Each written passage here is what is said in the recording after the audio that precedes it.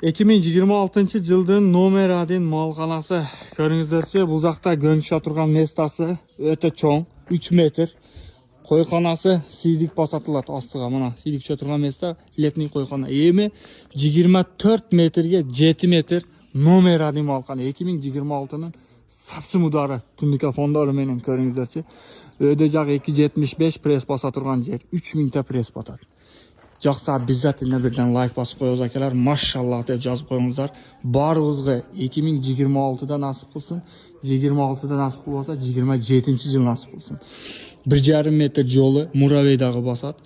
Онан қараңыздар, тағы 210 малыңыздың асты. Кирпич менен қылынған, бар жоғы.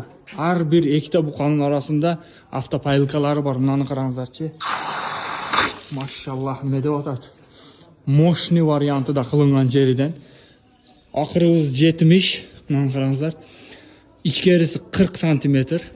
Жолдору бар жогу жайында насып болсо келип көрүп алсаңыздар болот.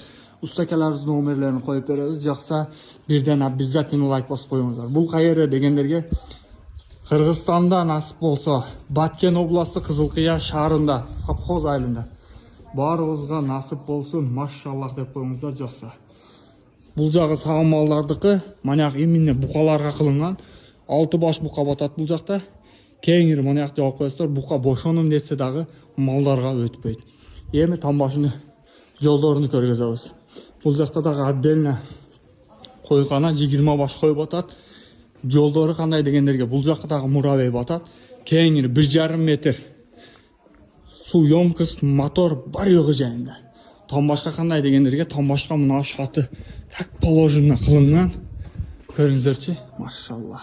Тамбашқа шықсаңыздар, қол жетпейді атына. Қол жетпейді. 3000 пресс батат. Жақшы адамларға насып қылсын.